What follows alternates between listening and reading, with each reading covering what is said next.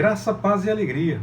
Na porção recomendada para hoje, na leitura da Bíblia em um ano do plano sequencial, Gênesis, do capítulo 18 ao capítulo 20, nós lemos a sequência da história de Abraão e os eventos a respeito de Sodoma e Gomorra. A questão da hospitalidade parecia diferente no passado. Muitas vezes é diferente entre cidades maiores e menores, mesmo em nossos dias. Não lemos que Abraão tinha consciência que seus visitantes eram anjos, mas o texto revela que Abraão concedeu a mesma hospitalidade que daria a qualquer um em seus dias. Talvez por gentileza mesmo, por saber que quando estivesse longe de casa, ele mesmo iria precisar contar com a hospitalidade e gentileza das outras pessoas, e por isso as pessoas faziam muito isso naquele tempo. Que bom que havia quem fizesse isso. E até hoje ainda há. Alguns podem dizer que era uma tentativa de acalmar possíveis intenções hostis, porque ele não sabia o que aquelas pessoas queriam por ali. Eu fico com a gentileza de qualquer forma, mesmo que fosse por conta dessa possibilidade de evitar intenções hostis. Nessa visita dos anjos vem a confirmação que Sara vai ser mãe. Ela até mostra uma certa dúvida e é repreendida ao tentar dizer que não se riu daquela situação. A sinceridade é muito mais importante em qualquer situação. Como eu digo para o meu filho, melhor é não fazer bobagem. Mas o ser humano pode fazer, então quando fizer alguma bobagem, é melhor que assuma logo e comece a mudar, em vez de ficar tentando piorar a situação com uma negativa falsa ou mentirosa, ou até uma explicação que não revela a verdade. Abraão tinha um relacionamento diferente com o Senhor, a ponto do Senhor entender que deve revelar para Abraão aquilo que ele está por fazer com Sodoma e Gomorra. E Abraão teve a chance de conversar com o Senhor a respeito daquela situação toda, e o que nos resta dessa conversa toda é que o cuidado do Senhor pode permitir, quando revelado aos seus, que até outras pessoas tenham um reflexo desse cuidado da parte do Senhor. Ló encontra os enviados que estão lá na região e os convence a ficar em sua casa. Eles não queriam no primeiro momento. Acredito até que era para já ver ali no meio da cidade o testemunho do pecado. Mas o texto não diz isso. Isso é uma coisa que eu tenho a impressão a partir do que está acontecendo ali, daquela dinâmica toda. Até porque, de qualquer forma, o testemunho de pecado vai bater na porta de Ló. O fato de Ló oferecer as suas filhas àquele grupo que foi até a porta da sua casa mostra que o intento daquele grupo tinha realmente ligação com questão sexual. Não tem como esconder ou mudar a interpretação. Eles queriam aqueles homens que estavam com Ló para poder abusar deles. É o que se dá para entender de tudo isso. Senão Ló não ofereceria as filhas com essa direção.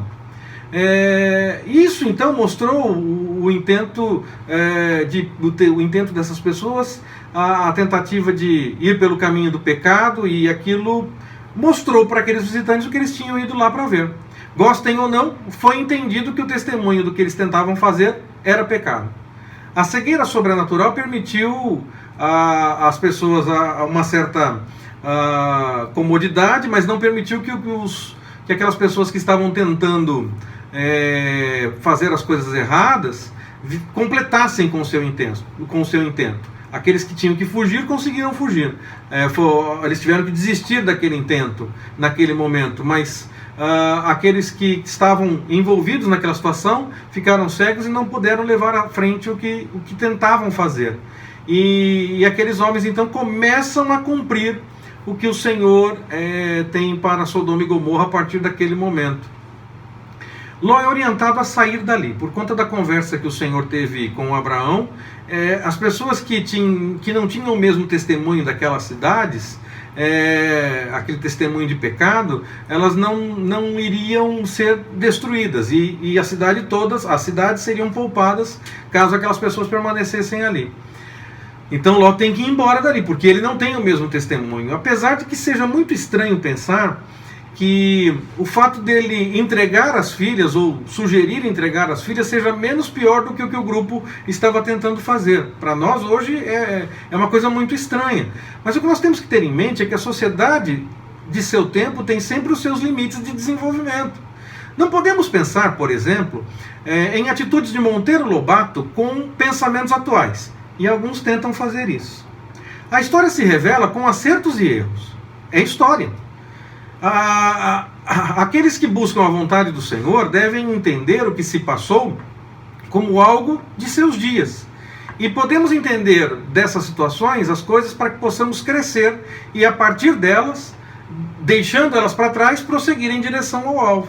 Não adianta querer mudar o passado ou querer tentar reinterpretá-lo com base no que entendemos hoje. As coisas mudam, melhoramos ou pioramos as interpretações. Talvez tenha algumas coisas que nós fazemos hoje que pessoas do passado, se tivessem a chance de observar, achassem estranho. De qualquer forma, nós vivemos essas coisas nos nossos dias como eles viviam nos dias deles. Então, essa é a situação. Nós tentamos interpretar com base no que nós temos hoje e a situação tem que ser vista como ela era vista naqueles dias. É como eu consigo direcionar todas essas coisas. Os seus futuros genros, já que são tratados como genros no texto, mas fica claro que eles não são maridos ainda de suas esposas, das suas filhas, como nos diz Gênesis 19:14, eles não acreditam quando Ló fala para eles que eles têm que ir embora. Ló é empurrado pelos enviados do Senhor para ir embora com as suas filhas e com a sua esposa. Ele ainda negocia com esses enviados para onde ele poderia ir. E consegue que a sua sugestão seja aceita. Poderia não ser aceita, mas no caso de Ló ela foi aceita. Não vai ser sempre como aconteceu com ele, mas o texto mostra que nós podemos pelo menos tentar. Se for possível, tudo bem. Se não for possível, nós temos que obedecer aquilo que nos é orientado. E por ser alvo do cuidado do Senhor, ele tinha que ir embora, porque nada poderia acontecer de fato até que ele estivesse em segurança em outro lugar. O texto fala a respeito da história da esposa de Ló, uma história que é muito contada entre as crianças principalmente. Ela acabou contrariando a orientação de não olhar para trás. No versículo 17 do capítulo 19 diz isso. O que eu entendo desse texto é que quando não seguimos as orientações do Senhor, acabamos sendo alvos da nossa própria dúvida e da nossa própria desobediência. Ela estava sendo poupada, não seria alvo daquela situação de destruição, mas tinha que obedecer. A negociação envolvia o lugar para onde ir e nada mais. Obedecer à vontade do Senhor nos permite experimentar o melhor do cuidado da parte dele. Mas quando preferimos fazer o que nós temos vontade e vai contra essa orientação do Senhor, acabamos encontrando exatamente nesse caminho que nós escolhemos diferente, aquilo que nós não deveríamos encontrar. Se o Senhor está nos orientando a ir por um outro caminho, é porque aquele caminho que nós podemos escolher não tem a melhor direção, a melhor coisa, o melhor acontecimento. Então nós somos orientados a ir por outros. Nós escolhemos ir pelo caminho que nós preferimos, nós podemos deixar de experimentar o cuidado do Senhor e as coisas podem nos alcançar, os problemas podem chegar. Muitas vezes o Senhor nos poupa no meio de problemas, no meio de dificuldades. Outras ele nos diz, vá para aquele lugar, vá para esse caminho, faça isso para que você possa sair dessa dificuldade. E se nós não obedecemos, nós acabamos encontrando a dificuldade de qualquer forma. O texto ainda fala a respeito da origem de dois povos que causaram muitos problemas para Israel, que são originados da relação incestuosa de Ló com suas filhas, que, segundo o texto, prepararam toda a situação. A Bíblia, diferente de muitos livros, ela apresenta fatos agradáveis e desagradáveis a partir do ponto de vista humano. Há situações descritas no livro sagrado que para muitos poderiam nem estar ali. E nós vamos ver algumas dessas situações durante essa nossa meditação de capa a capa. O comentário que eu vou fazer agora, ele vale para todas essas situações. E por isso eu vou demorar um pouquinho mais hoje. E quando retomar em qualquer outra situação que seja parecida com uma situação dessas que as pessoas acham que nem deveria estar na Bíblia, e seja algo parecido como essa da relação incestuosa de Ló com suas filhas, aí eu faço referência só a essa mensagem, por isso eu vou explicar um pouquinho mais hoje, tá ok?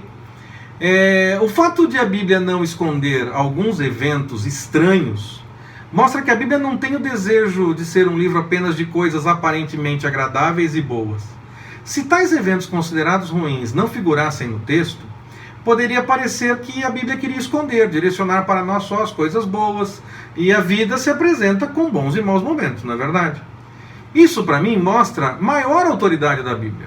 Ela não quer enganar, ela não quer mostrar coisas boas, agradáveis e tudo bonitinho. Ela quer mostrar o melhor caminho. O melhor caminho mesmo no meio de situações ruins que acontecem, até para sairmos delas, ou para olharmos aquele exemplo e dizer, isso eu não quero para a minha vida.